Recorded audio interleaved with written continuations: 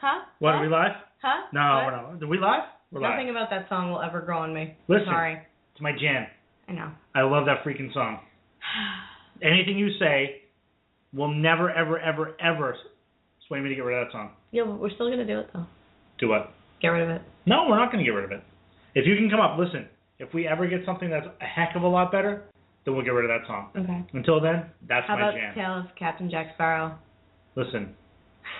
This is the story of Captain Jack Sparrow. Anyway. Hi, everybody. Thank you for tuning in to Paranormal Hangover this evening. I feel like we haven't done a show in like 8 years. I know. It's been forever. Tis been weeks. Between weather, between storms, between server issues. No, yeah, you're right. Headaches. Let's talk about that. Whoa. The 3 nor'easters that hit Massachusetts In like a month. In like 2 weeks. Yeah. It's going to be a long winter. Yeah. This isn't Wicked Weather, though, which airs Saturdays at 8 p.m. on www.dtmwickedradio.com with your host, Peter Lovasco. This is actually Paranormal Hangover. How you doing? We try to talk about all things current in the paranormal world. Yes. We try to poke fun at ourselves and we people don't try, we know. honey. We do. We succeed. We make it good. Yeah, we do. Know what I'm saying? So, who is our guest today? Our guest today is Oscar the Grouch. Is it really? No, it's not. Oh. No. I know you were like disappointed. Him. I know. Oh, this is a shame. Uh-oh. We're having technical difficulties already? Oh, for crying out loud. For crying out loud. For crying sick. Why is it people can't hear the show? The show. We're trying to do the show and people can't hear the show. The show. What is going on here? I'm doing a horrible impersonation right now. That's okay. So am I. Wow, that's fantastic. So wait, what's going on? What's happening? What are you hearing? What are you hearing? I'm just seeing things in the chat room that say can't hear. So if you can't hear the show, let us know right now that you can't hear the show. Otherwise, I'm going to throw up the link on Blog Talk so that you can hear the show live from Blog Talk Radio. Yeah. Yes, thank you very much, folks. Anyway, our guest this evening is Bob Murch, or Robert Murch. Robert he Murch. prefers to be called Bob Robert. Bob Roberts. Bob Wait, Robert. wasn't that a movie? Rob Roberts or Bob Roberts or something like that? Was it? Was it? Oh, no, that's Glengarry Glen Ross. Yeah, same thing. That's clearly the same thing. Sorry, Lauren's over here taking pictures of ghost faces in her beer glass right now, so I'm slightly distracted. All right, so we're back on. We're good. Yeah, so it's going to be Robert Murch tonight. Robert Murch. Very, very excited to talk to him tonight. Tell everybody about Robert Murch and who he is and why you're excited. Okay. I am not one of those people that really promotes the Ouija board or anything like that, mostly because I don't know how to handle it, and I would be very, very nervous to even experiment with it in any kind of setting, whether I'm by myself or whether I'm with a group of people. I don't go there. But Robert Murch is the world's expert on Ouija boards. On Ouija boards and talking boards. Ouija and talking boards. Oh, Ouija board. The Ouija board. That's what Zach says. So that's what Zach says. I will give everybody He credit. is the foremost collector, historian, and expert. Ouija and talking boards. And it's I'm very interesting. excited to talk to him about this. I know, and you know, and we all know that Ouija gets a very bad rap. Lots and lots of people, they hear the word Ouija and they immediately don't even want to talk about it. Yeah. And hopefully Bob can shed some light on the subject for us and maybe change some people's impression of the Ouija board. Maybe give you some insight into the proper use of the Ouija board. There you go. And talking boards in general. You know, he's been a consultant on the upcoming movie, or the just released Ouija movie. He was a consultant on that. TV shows. Yep, movies. You've seen him on Ghost Adventures. He joined them for their episode where they used the Ouija board to try and summon the devil, to summon demons. Yes, yeah, I don't go there. No, sorry, not the devil. I apologize. To summon Zozo. Yeah. Yes. Yeah, I don't go there. But we'll talk about some of that stuff. Yeah. And we'll do that all over a lovely glass of Deadly Grounds, or cup, I should say, of Deadly Grounds coffee. Well, you can serve it in a glass. It's be a special glass, but That'd be a pretty cool glass. Yeah. Deadly Grounds Coffee, a sponsor of DTM Wicked Radio. Paranormal Hangover. And Paranormal Hangover. You can catch them at deadlygroundscoffee.com. Tom Lialios is the chief coffee addict over there. And you can order coffee directly from them on their website. Delish. They'll hook you up big time because it's fantastic coffee. Yeah, it is. Delicious. I can make it black. Whoa. What was that? What? You like it like your men? Whoa! Anyway, that was in no way meant to offend anyone, by the way. Yeah. I'm just going to throw that out there. Oh, because everyone's offended now. Have you heard this? Please, let's talk about this for a second. What? The Rob Lowe commercial, where he has, like, the nerd Rob, what is it? Not creepy Rob Lowe, like nervous Rob Lowe, whichever one it is. Where he's the socially nerd. awkward Rob Lowe. Yeah, okay, that one. So the 5 seconds of the commercial where he can't go to the bathroom with other people around, are you shitting me? Oh, sorry, are you kidding me? I saw this on Facebook yesterday. There's a group who say that they have bladder problems and they're offended by that. Wow. I don't have a bladder problem, and I'm offended by the folks who have bladder problems that are offended by that. That really took longer to explain than it needed to take, but that just, wow. I can't. That's, infuriating. Yeah? I'm offended, Marc. Why? You're wearing blue pants. Yes? So I don't like the color blue. No, you're wearing black pants. No, you're wearing blue pants, and I don't like the color blue. I would take them off. I'm offended. I'd take them off, but I'm commando underneath, and nobody wants to see that, so I'm not taking my pants. I'm very blah today. You are. I am. I don't know. You're I don't know. I'm quitting my job, just so everybody knows. I'm throwing that out there. If my boss is listening, which I highly doubt. Highly doubt. If he is listening, well, he just found out that I'm quitting my job tomorrow. Yeah. I'm. You know what, though? It's a good thing. It is. Because it's on a road to better things for you. Is it? Yes. A road to better things. Road to better things. How is that road paved? Huh? Is it paved with cobblestones, or is it hopefully paved like... Is it going to be bumpy? Like the Autobahn, babe. I like that. Fast track. Fast track to success is what I'm looking for. See? If anybody needs a good salesperson, please feel free to hit us up at Paranormal Hangover and let me know, because I can sell ice to Eskimos. There you go. So See? There's just no Eskimos coming in for me to sell ice to. Oh, I'm sure there will be this winter. Probably. Coming off of the fishing boats. So Good God. What was that noise? I just heard. Outside? I don't know where it was. I think it was outside. Did you hear that? Did you hear that? What was that? It's the Great Pumpkin. So Halloween has come and gone. Yeah, it has. The Paranormal Christmas has come and gone. Yeah. Nothing. It seemed kind of blasé this year.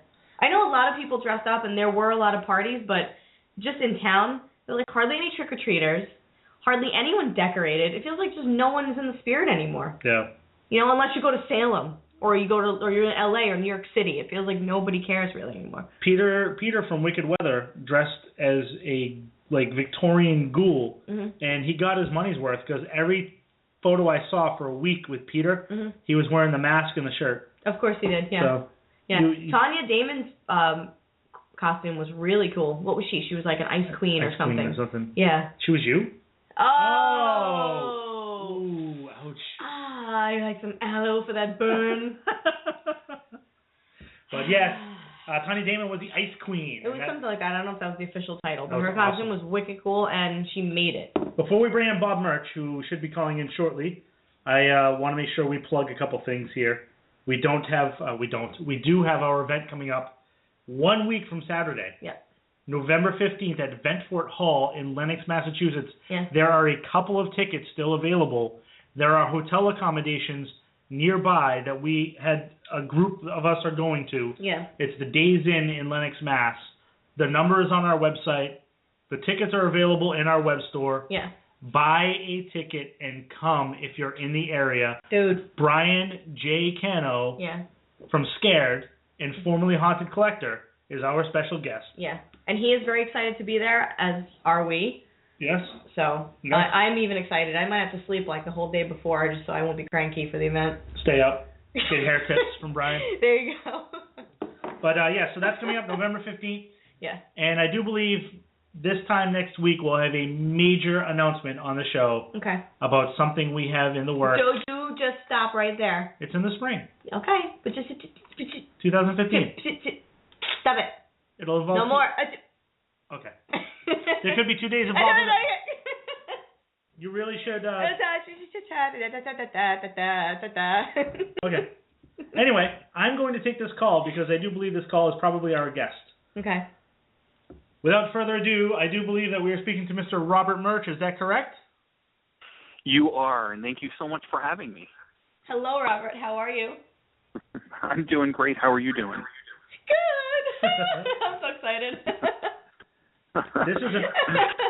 this is an awesome show for us because we're geeking out right now. Yeah. Simply for the fact Majorly. that, as you know, obviously, not everybody, let me preface that with not everybody, most people that get involved in paranormal investigating shun the Ouija board and talking boards and tell you to run far away from them. They're open up doorways to hell and demons will come flowing through and, fire and brimstone happens. So, this is exciting for us because we hope that you're going to shed light to the opposite of that and maybe calm some folks down and open up some eyes. So, how have you been, Bob? I've been great. And wow, there's a lot of pressure there, huh? Don't worry, we're gentle. Oh, no, I've been doing great. It's been really busy. There's been like a lot going on in kind of the world of Ouija and with the movie coming out, and so yeah, it's been I like busy. that. It kind of makes me like it's like a Lego store. Can we go to the Ouija store? Can we? Hold on a second. I just have the fact that she just said that. I worked in Salem this year earlier, and I used to walk through. Yeah, I used to walk through what I know as Indian Head Mall.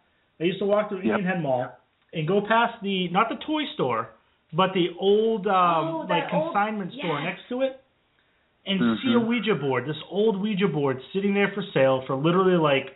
What was it, $20 or whatever it was? Yeah, like something like $25-30. Just sitting there, and I was like, should I buy it? Should I buy it? And she'd be like, you get away from that. You stay away from that weed. Don't you touch it. Get out of there. I'm like, all right, whatever. I'd walk past again. I think of you get out. No, don't. Okay. So that was pretty amazing to me that she was just telling me that. Yeah, it's Salem is the place to be. We actually did a event in Salem for Winning Moves, the company that licensed Ouija from Hasbro to make Ouija classic. Nice. Oh, okay. Yeah, okay, that's weird. In unison there. Wow, okay. I know. I could hear myself talking. That was cool. Oh, sorry about that. Let's see if I can get rid of that there for a second. We'll turn your volume down. But out of curiosity, you just did that event recently with Jeff Belanger, correct? I did. I love working with Jeff Belanger. He's we had him on the show earlier a few months ago, and he's a pretty cool guy to talk to and listen to and pick his brain because he has so much information. I don't think I could even get enough out of him in a 5-hour show. Well, how do you think I feel right now talking to Robert Murch about Ouija? I got like 7 pages of notes here. I feel like I'm preparing for a final exam, Like, oh my God, what is he gonna ask? Okay. Can you tell us a little bit about, because we weren't able to go to that event, and because our show was on that night, what was it like? What did you guys do there? Well, so, first of all, Jeff and I have known each other a long time. We met, I think, when he was writing his second book. So he was still in, journalism mode, and I tell people his stories all the time. Anyone who knows Jeff today knows he's hilarious and smart and just a lot of fun and really knows how to have a good time. And when I first met him, he was still in like journalism mode. So he came over and he's like, "Excuse me, Mr. Murch, do you mind if I ask you a question?" To which I responded, like, "If you call me Mr. Murch, I'm going to kick you out of here because we're the same age and you're making me feel incredibly old. So you should stop that." And he he was just, he was newer to what he does. And, he was still like the eternal perfectionist, as he always is. But over the years, I've gotten a chance to learn a lot from him, and especially in the entertainment field. And I've gotten to do a lot of events with him. And he's just a great guy, besides being, like you said, really knowledgeable. Yeah. Yeah. It was extremely, yeah. That's an event I'm sorry that we missed because the two of you together, I would have loved to have sat there and then maybe got the chance to meet you and talk to you afterwards about everything. But it was pretty cool that it was also a free event. And what sparked first of all the idea to do it, and what was your hopes that would be accomplished while you were doing the event, while you were there? Well, I've known the Winning Moves people for a long time. Phil Urbanes, who's the chairman now, of the company, and his son, Philip, is the president. I've known them for a long time. They've helped me a lot in my Ouija research because Phil, the father, used to work at Parker Brothers. He was the head of research and development for many, many years. So he really, over the years, helped me fill in those Parker brother years that have been kind of missing. And they licensed Ouija from Hasbro to make Ouija Classic, which is like a 90s throwback. It's an amazing board. It works really, really well. They did a great job. And I consulted a little bit on that project. And so Hasbro asked all the people who licensed the board to do something, to kind of help out with the movie and, get some excitement going. And since Winning Moves, their base is in Danvers, right next to Salem, it was just perfect. So they called me up and asked me if I would be willing to, do an event with them, which, of course, I love those guys. And then I was thinking, geez, another great person to do this would be Jeff. He's gotten me a lot of gigs, and this would just be right up his alley and close to home. So, it worked out that we could all do it together. And basically it was just an event that Winning Moves put on, free event. Everyone got to take home one of their Ouija Classic games, so people got free stuff, and Universal donated, I think, about 35 movie posters. And it was, I think, a day before or 2 days before the movie came out. So it was just, an event to get people excited, and we basically took people through the history of early ghost hunting and spiritualism to today, and how things have changed in the history of Ouija, and, how we're at a year, 2014, when an entire movie is dedicated to this kind of pop culture phenomenon. Mm-hmm. Sure. Yeah, and you say some of the history of Ouija. There's like 45,000 pages of the history of Ouija. It's like I'm reading some of the back history that you've written, and I'm thinking, okay, I need like a family tree, like an algorithm, just for all the people that were involved in like the invention of it, creation, invention, the coming about, whatever you want to call it, and the naming of it and the production of it from 1886 to up until now. Yeah, there's a lot of history, and a lot of history has come out in the last couple of years, and that's kind of the beauty of the internet and scanning in a lot of things that have been just sitting, rotting on bookshelves, along with just the feet on the ground. I travel all over the world to figure out the story of where the talking board, and particularly Ouija, come from, and who is involved. And it turns out the real story of Ouija is more fascinating than all of the urban legends that have grown up around it. There were some really, really cool, interesting people involved whose history had been just long lost. And, thanks to collaborating with lots of people, from the Library of Congress to the National Archives to fellow collectors to family members and descendants, we've really been able to rewrite this history. And I have no doubt that in the next couple of years, we're going to, fill in some holes and probably rewrite more of it. Yeah. Wow.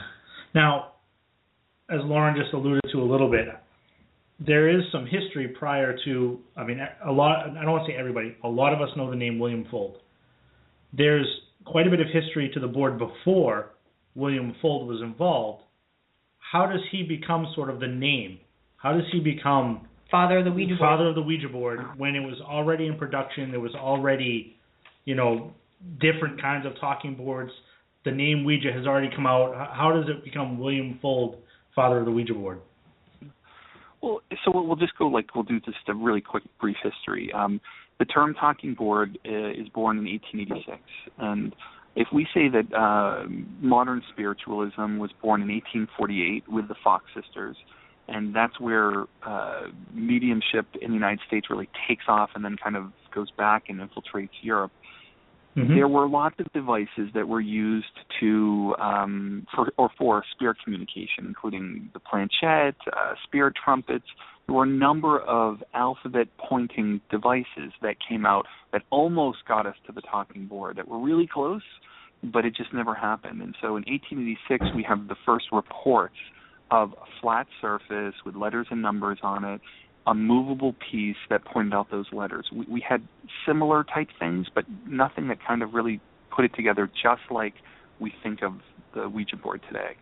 And we also have two gentlemen, E.C. Resch and Charles Kennard of Chestertown, Maryland, who knew each other and were, I guess, frenemies, but at one time friends, and worked right next to each other. They both claimed to create the board that would become Ouija. One of them, E.C. Resch, would go on to prove to the company that Kennard would create in Baltimore in 1890 that he actually did it. We don't know what the proof was. All we know is that according to the company notes, E.C. Resch proved that it was him. But Charles Kennard, who first manufactures the Ouija board, is there when it's named and starts the first company. He claims till his dying day that it was him. So he never gives up. He tries it for the rest of his life. Now, William Fuld was one of the original stockholders in this Kennard Novelty Company in Baltimore, and he was also one of the first employees. So by 1893, when the two men who founded the company, Charles Kennard and Elijah Bond, who patents the Ouija board for Kennard, when those two men leave the company for various reasons, William Fuld is put in charge. And so he and his family basically make Ouija boards from 1890 all the way to 1966 when his children sell it to Parker Brothers. Okay. Wow. So he basically, now he dies in 1927 falling off the roof of the factory that the Ouija board told him to build. So he's so firmly... he's so firmly entrenched in the Ouija board, and we would never be talking about it if it wasn't for him. He and his family were brilliant marketers. They knew what stories to tell, and they knew not to do too many interviews because the more you knew about it, the less mysterious it was. And so they knew to just talk about it enough to keep it in the news and to get other people to talk about it, but to kind of keep quiet, the whole thing. So I was really lucky. I met the Fulds in 1997, and it just, kind of became a little bit like one of the family.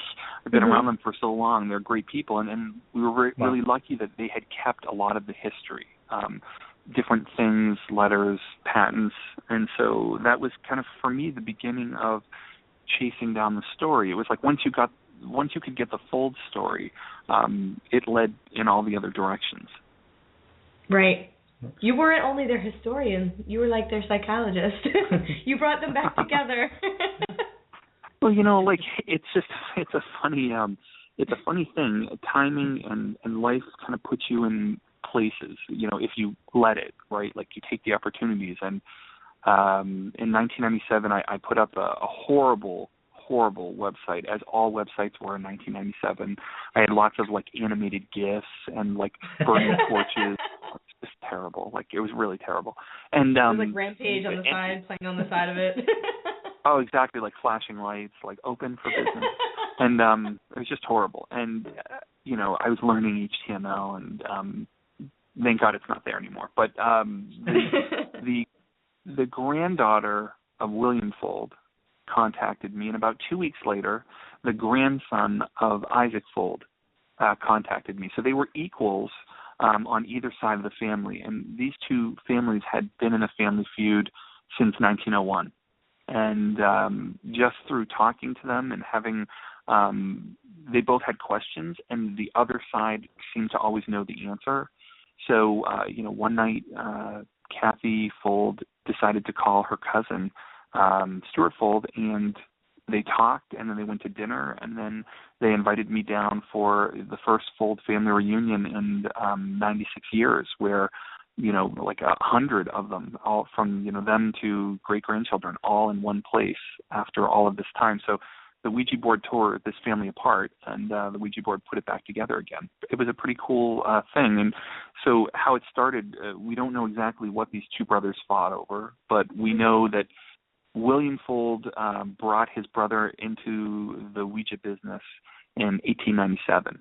And over those years, their partnership got stronger, and they started a company called Isaac Fold and Brother, and the Ouija novelty company that was making the board was licensing the right to make it to these two guys, and one of them being the guy who was there from the beginning, William. And in 1901, the Ouija novelty company decides to not renew this ability to both brothers, but just to give it to William. And we know that there was a fight. There was something that caused this to happen. And then Isaac would go on to try to make Ouija boards on his own, and he would get in trouble with the law, and then they would fight for almost 20 years over who had the right to make the Ouija board, and until William died. And so neither side ever spoke to each other again until 1997. Wow. That's interesting. And you know what? Like, I kind of get the feeling like they were all fighting over. I shouldn't say fighting. I say that it was no, I created it. No, I created it. No, I invented it. No, I have the rights. This and that. Where does Helen Peters come in? I mean, where did she come up with the name Ouija?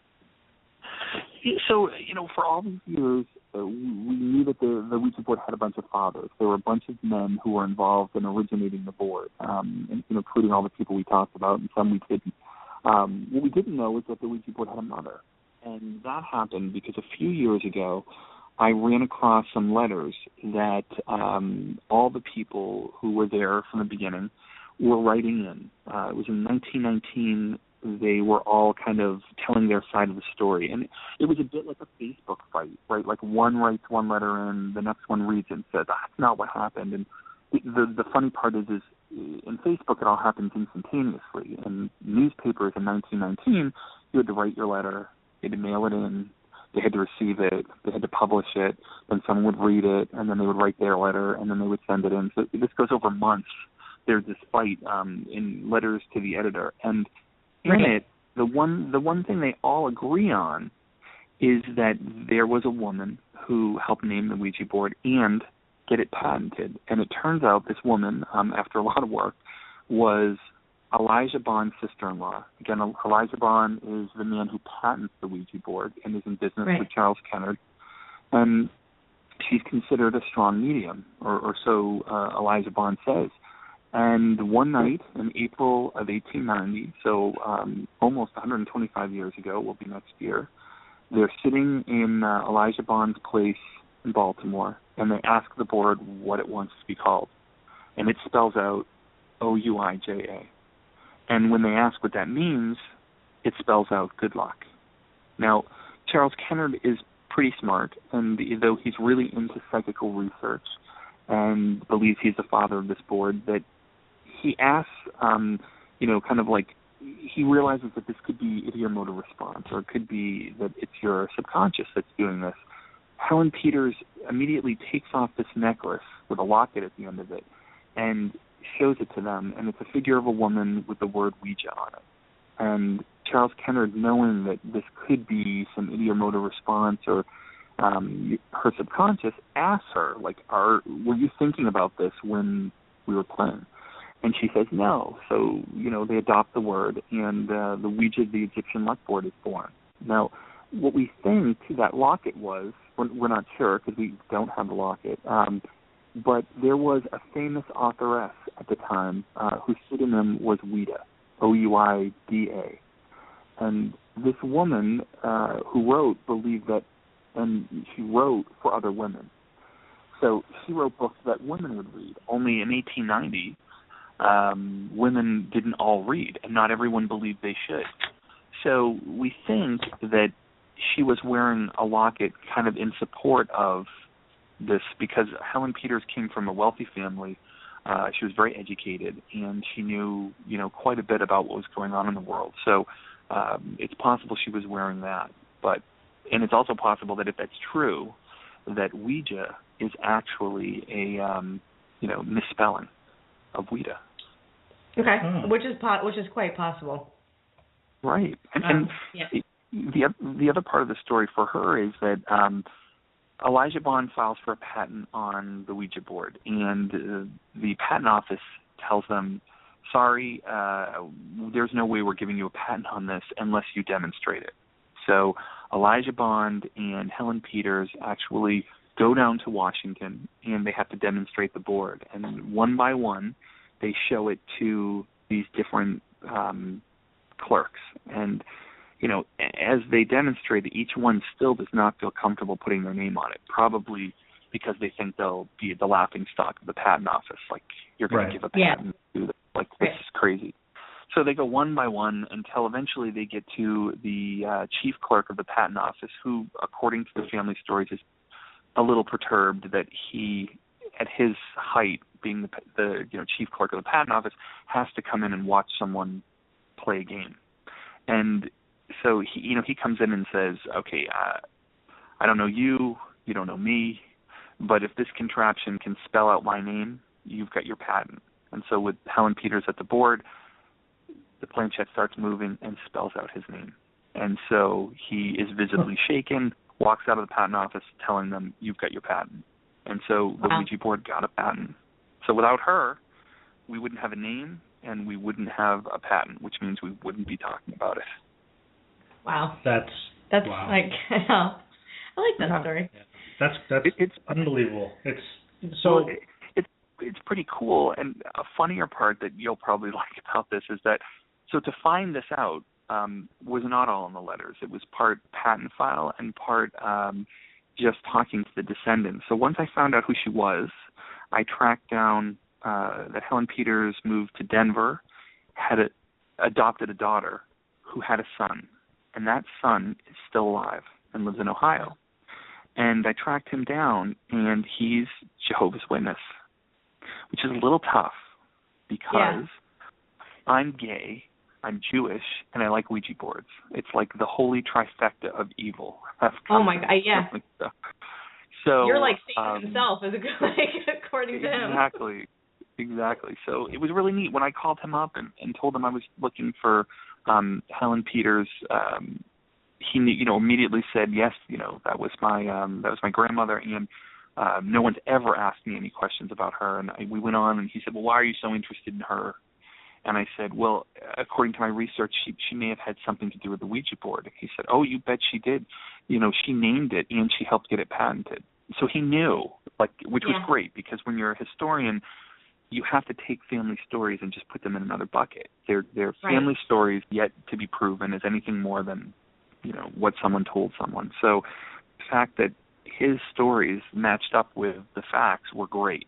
That was really cool. And he actually invited me to spend a week with him in his home, where we went through, found the only remaining photographs of this woman and a drawing by her husband at the time, who drew what she looked like in 1890 when the Ouija board was done, and they gave me that drawing as a gift. So I have one of the only two likenesses of her in the world that's left. So it's a pretty cool thing, and this is often happens with all the families. I have in my office, I have all original photographs and or drawings of all the people who are involved on my walls.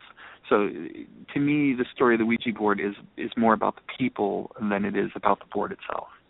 Right. It becomes one of those stories that's a little more realistic, because even though this is a poor comparison, but in my head I can think of it as today it would be like a group of friends that get together and have this great idea, and over like a 5 or 6 year period it evolves into this crazy, this massively popular new game that everybody loves, and 100 years from now talks about. Yeah. But at the time you don't realize it, because it's a talking board, and it's very taboo at the time.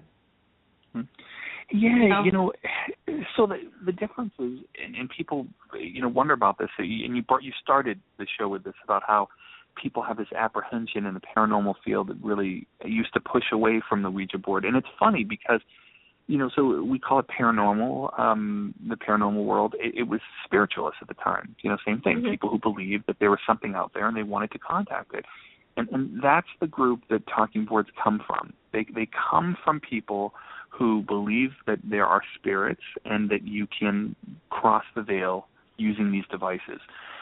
And what happens really early is that the Ouija board has a huge success, and it's a kind of a mix of luck and timing and mass production. So in 1890, America is just turning into a manufacturing giant. It's making all kinds of things. So the fad ignites because of the word Ouija, like giving it a brand, a name, really makes it different than these other talking boards that were made before, and it's mass produced, like on a scale that people hadn't seen before. So suddenly the community it comes from, mediums who were being paid quite a bit of money for their services.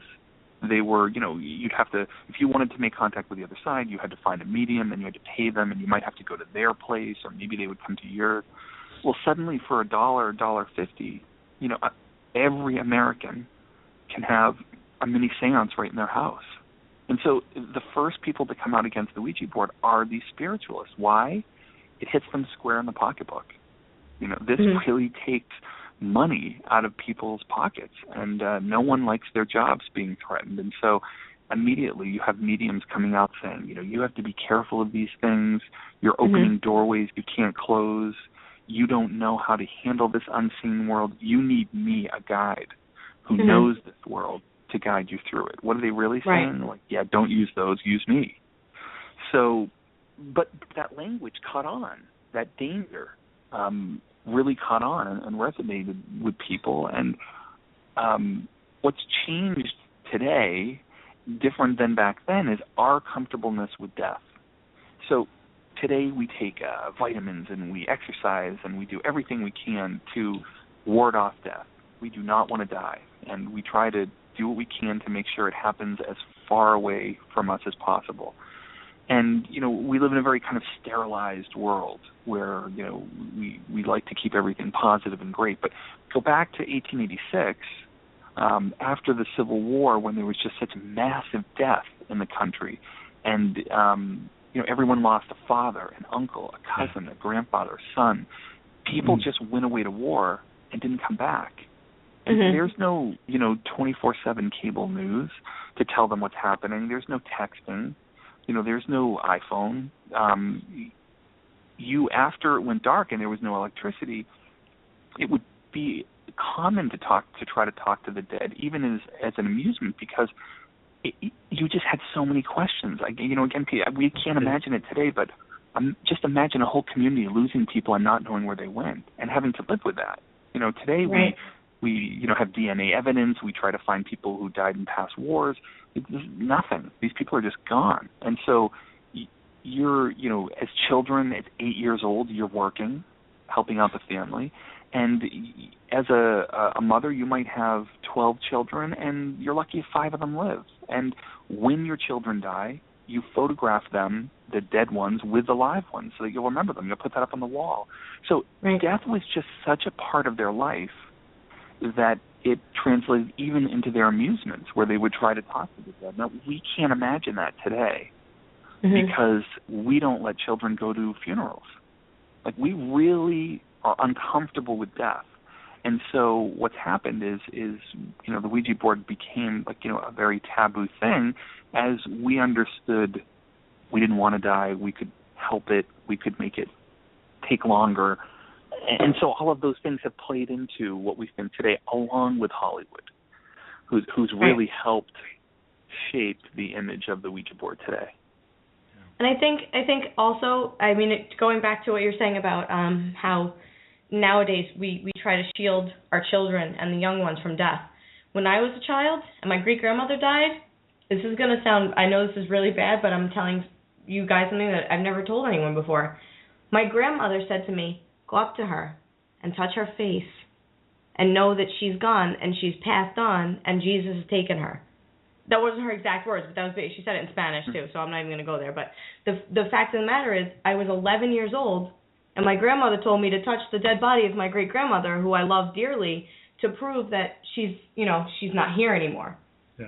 Right. We shield people from that nowadays. But at the same time, I feel like it's come to the point where there are some people who are comfortable with death. I think to myself, God forbid I die tomorrow, I'm okay with it, because I know there are people out there, like you and Marc, who might try and contact me and who I might be able to contact. So it would almost be like a scientific experiment at its best. So I'm not really necessarily afraid of it, but I almost embrace it because it's okay. there is something after this life. And Socrates always said, your life, your living life, what you do in your living life is preparing you for your eternal life. Yeah. Because that's your real life. Yeah. This is just like the practice. So I kind of feel like And we just don't know what happens. Like with all of the science that we have, with all of these, millenniums, like all of these years, thousands of years, we still don't know what happens. We have our theories, we have our beliefs, and belief is so incredibly important to the Ouija board. Exactly. Whether it works because of ideomotor response and because you want it to, and so your mind is playing this game with you that you don't know you're really moving it or answering the questions, or whether you're opening up, a gateway to the other side, who knows? But the communication is between you and something, you and your subconscious, you and your friend, telepathy, or you and the other side. And so what always makes me kind of interested in, and why I became so interested in this and why I became so fascinated with it is we give the Ouija board incredible amounts of power that we don't give to any other spirit communication device. And I use this kind of argument often that, so we're on the phone right now, we get into this horrible argument, we call each other terrible names, we threaten each other, we hang up the phone. Like, we don't take our iPhones and throw them out the window and say, I will never have another one of these in my house again. But if you have that conversation on the Ouija board, that's what you do. It's the Ouija board's fault, not the fault of the two people who are talking, not the responsibility that you opened up and tried to talk to something. And so what's funny is because we give Ouija that kind of power, we don't do those. We feel much safer. Like, use an EVP recorder. You take it, you set it down, you walk away a little bit, K2 meter, and you ask questions like, is there anyone there? Are there any messages for me? Well, I mean, it's a Ouija board session, but because we're not touching it, because you don't hear anything necessarily right away, or or something makes a light blink, we think we're safe. And so Lorraine Warren and I actually, as much as I love Ouija boards, have a lot in common, because she does not like Ouija boards, but she also does not like any of these tools, because she believes that the danger is in the act of conjuring. That it doesn't matter what, whether it's tarot cards or EVP recorders or crystal balls or K2 meters or whatever. When you ask something to communicate with you, it doesn't matter what you're using, that it's probably a little dangerous. And I would say it's dangerous because we don't really know what we're talking to. We don't really, no matter what anyone says, again, we have our beliefs, but we can't prove it.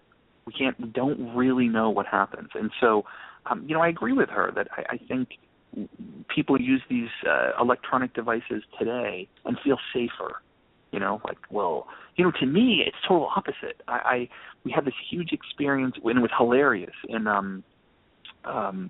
We were in Mansfield, Ohio, many years ago at one of the Ghost Adventure Crew conventions that they were putting on a conference, and Jeff and I were speaking at it, and we just were amazed that people were walking around this super haunted, scary, dark, just overwhelming prison, and they're looking down at their phones and their gadgets, and they're not looking up. There could be 100 ghosts waving right down the hallway at them, and they would never have seen it, because they're so caught up looking for, and again, looking at things we don't know if there's anything to it. Like, we don't have Casper the Friendly Ghost rule book that says, oh, K2 meters work because ghosts, work off these magnetic fields. We don't know that.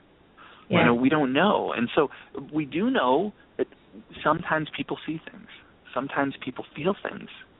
And, my advice to a lot of people, as, Jeff pointed out, was, look up. It's cool to have devices and different things and even use Ouija boards, but ultimately, when you go on a ghost hunt, you're really looking for that experience, like to feel something, to hear something, to see something. Right. And I think that's why the Ouija board is so popular, because when you use it, and it's very intense, you feel it. You can hear the planchette move on the board. You can feel it moving. You see it happening right in front of you. You're part of it. Whereas sometimes these other devices, we feel a bit more removed when they're being used. We're not part of it. We're watching it. And that's It's interesting that you said that, because I do, when I talk to people sometimes, and I'm by no means am I an expert on Ouija, by no means am I an expert on a digital recorder. But when people talk about the difference between a Ouija board and your digital recorder, yes, you're doing the same thing with both devices. But what I tell them is a lot of times it's perceived that you're holding a digital recorder and you're asking them to speak into it. You're not using yourself as the conduit. Yeah. Where with a Ouija board, you're saying, use me. Use my hands to move this planchette now to speak to us, where people become a little more concerned and worried that they're opening themselves and their environment up to something.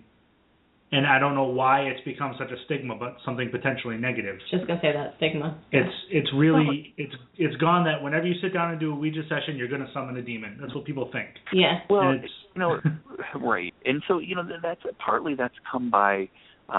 The world used to be enthralled by ghosts, and that was scary, and then that got boring, and so demons. Everything's going to be a demon. And that's just entertainment at its height. But right from the beginning, there were groups of people who did not like Ouija boards, who thought they were bad, who thought they were evil. But it was not the overwhelming public. The overwhelming public thought it was, fun, a funny date game. People don't realize that the Ouija board broke a lot of Victorian rules that were, pretty tight, which were men and women were not supposed to be alone with each other. They weren't supposed to be, like in dark places. They weren't supposed to be touching each other. And the Ouija board really did a lot of things. It broke those, right? So, like, people, men and women were, suddenly in the dark and were touching their hands and knees, and they're playing a game. So, like, it became a huge date game. In fact, they even incorporated it into the directions where it would say, two or more players, preferably a man and a woman. Like, they just got it. And so, that changed over time, and especially as, movies and television would creep in and start to use the Ouija board as kind of a visual tool for solving a crime or getting messages and telling who the bad guy was, and then eventually depicting it as demonic possession. And when that happened, it really kind of changed. Then it was like, okay, well, that's what people want to see. They think that something so innocuous, so innocent, so simple as letters and numbers could potentially open up a portal and cause demonic possession. And so I'm not saying any of that's not true or possible. It's just I'm going to give you some numbers which will help put it in perspective. So Hasbro doesn't release numbers typically, but they did release this number. Between 1967, the first full year that Parker Brothers owned the Ouija board and was in production, to 2004, they made 13 million Ouija boards. 13 million. Now think about 1890 to 2014. Now think about all the bad cases you've heard. How many can you possibly name? Right. Enough to fill 13, enough to read 100 million? So it doesn't matter what the truth is, or that there are this many of them out there and yet you only hear a few. It's what people's belief. And urban legends, and Jeff does an amazing job talking in his lectures about belief and how belief really changes everything. So it doesn't matter what's true. You'll always hear someone who'll say, my grandma's neighbors, best friends, cousins, aunts, whatever, used a Ouija board and went insane. And when you look it up and you try to find that case and you look at it, there's no evidence of it. But it doesn't matter, because if you believe that's true, you are going to have a bad session with the Ouija board. If you think it's evil and that is going to color your perception, it's going to color your experience, that's what's going to happen. And then you have a bad experience and, you pass it on. You're going to tell other people about your experience. And the other thing is, people tend to ask the Ouija board really rough questions. So, like, I want to know the lottery numbers. That's what I want. I want the spirits to tell me how to be, like, a billionaire. And other people ask the Ouija board, like, when am I going to die? And how is it going to happen? Yeah. And then they ask those questions, and it tells them you're going to be hit in an accident with a red car. And, then for the rest of their lives, they're looking for red cars that might hit them. And the other thing that happens is what scares most people isn't what happens when they're playing the Ouija board. It's what happens after. So maybe they're playing and they hear a bang or something happens and they get scared. But then later on, it's that night, the day after, when weird things start to happen. And what is possibly happening is that they're connecting dots that weren't meant to be connected. But because they're scared, because it's in their psyche, they start thinking, did I open something up? And there's no doubt, when you play a Ouija board, you open a portal. The difference is that portal is in you.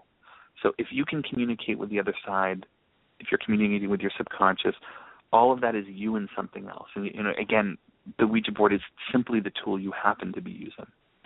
There's nothing mystical or magical about cardboard and plastic, I can promise you. Yes. Yeah. Now, exactly right. Go ahead, Mark. No, what I was going to ask is where you just said, there's nothing mystical about cardboard and plastic. Do you yourself personally, Bob Murch, believe that you can sit down with a Ouija board with another reputable person that you can trust, and you will contact spirits, whomever, the dead, whatever you want to know? Yeah, I would love to be able to say that that's true. I don't know. I want to believe that's true. I have thousands of these around me now, and artwork and anything. I collect everything talking board going back to the 1800s, whatever it is. I'm surrounded by this stuff, and I want it to be true. But I don't know. I've had weird experiences. I played with, hundreds, if not thousands of people at this point, and most of the time it's pretty clear that it's people's subconscious. But every now and then you have a couple of experiences where you think, wow, there's no way. What are the chances this could be right? But why are we even entertaining it? Because we want to. I mean, think about this. Why do we play the Ouija board at all? And then think about, everyone has lost someone. Like, death is the final equalizer. It does not matter if you're rich or poor, where you come from, you're going to die. It's just like, that's it. That's the way it is. And how many people have we lost suddenly where we didn't have notice. We never got to say goodbye. There's no closure. We never got to say we're sorry. And so, the potential that, for $19.99, you can part the veil and maybe get some of that and have that one last conversation, it's pretty powerful. Yeah. And I think that's why the Ouija board has lasted as long as it has. Like, no one's using spirit trumpets. Few people are using planchettes. There's people who use crystal balls and tarot cards, but not the same way. It hasn't kept the same thing. And I think it's because, the Ouija board is often people's first experience with the paranormal. Most people today play it at a slumber party or, a college party or high school party or whatever. And it really makes people think about death, like, whoa, what if you could? And so I fall into that. I want it to be. The real question is, can you contact the dead, or are they just completely moved on? Our ghosts are memories of the dead, but our brain has the ability to manifest them.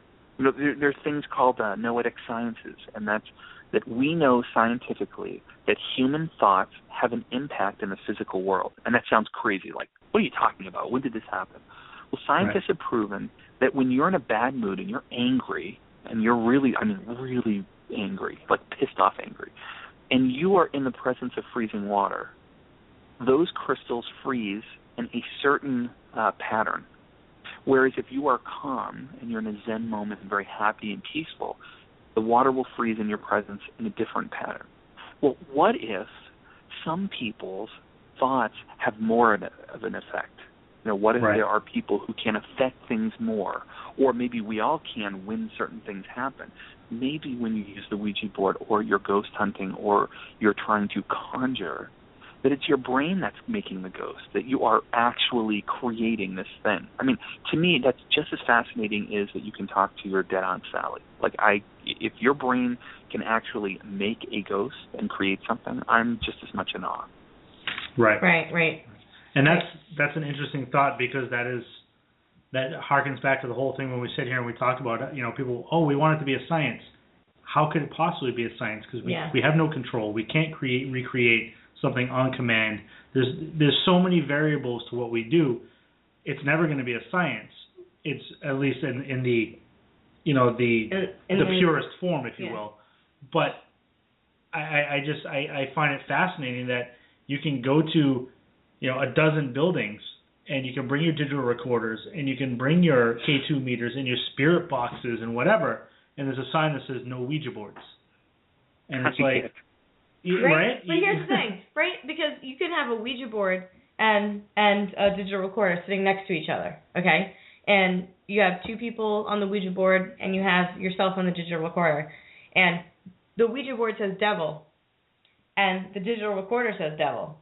When the Ouija board says it, you're like, oh my God, burn it, throw it out. Mm-hmm. When the digital recorder says it, you're like, dude, ask it again, tell it to say devil. Right? Exactly right. And that's why, you know, Jeff and I laugh. This happened to us many, we're talking a lot of years ago. Jeff got me my first gig with Amy Bruni at the Mount Washington Hotel in New Hampshire during the Beyond Reality events with the Ghost Hunters. So this is a long, long time ago. And they were so against Ouija boards that I was allowed to come talk, but I wasn't allowed to stay. And then the next year I was allowed to come and stay, but I couldn't bring any boards. And then the next year I could bring some boards and set them up, but we couldn't play. And then one year in Cooperstown, the Hasbro sent like 5 cases of Ouija boards, and you know, Jason and Grant were like, oh my God, like it was a huge meeting and everyone had talked about whether we could play them, and in the end they decided to let people play, and you know, nothing happened. The you know, doorway, the portal to hell did not open up, the devil didn't come. There were a bunch of 80-year-olds playing Ouija boards. It was hilarious. You know, and everyone had a good time. But that changed over the years. You know, like I said, I was not today Ouija is the talk of the town, and I've been lucky enough to have been doing this for 20 years, so I have ridden that wave. But when I started, man, it was rough. Like, I was the devil. Even to talk about Ouija boards in a historic way, right. You know, I was like spreading the devil's work, and it was hilarious. And you know, now I get to you know, show up in Smithsonian articles and be asked to be on a Ghost Adventures episode. So I mean, it's crazy how, you know, things swing. And I guess if you stick around long enough and you do a good job, you end up having a lot of fun, which I totally had. Good. Mr. Marc, we literally have about 70 seconds left. Why don't you rip off real quick how people can find you and read about your work, and then we have to call it a night. Sure. So if people want to learn more about me, they can go to robertmurch.com. But if you want to see what I'm doing most of the time, go to Facebook or Twitter and look me up. I'm on both. I have a public Facebook page, and I post all things Ouija and talking boards. Excellent. Can I tell you something? Just for now, I'm going to buy a Ouija board, and I'm going to name it Kate Blanchett. Jeez. That's awesome. That was terrible. What a way to end the show. Bob, thank you so much for coming on tonight. We shall talk again soon. Yeah, no, seriously. Another 4 hours would be good. Thank you. Awesome. Thank you guys so much. I really appreciate it. Awesome. Have a good night. You too. Bye-bye. Dude, Kate Blanchett is going to be my new Ouija board. No, it's not. Whatevs, bro. All right, fine. Whatevs. Anyway, guys, we literally got 15 seconds left, so I appreciate, and Lauren appreciates your listening in tonight. Hope you enjoyed listening to Mr. Marc, and we'll have him on again real soon because we have a ton more to talk about. Dude, I looked at the clock. I'm like, seriously? We're done? All right. Have a good night, guys. Peace out.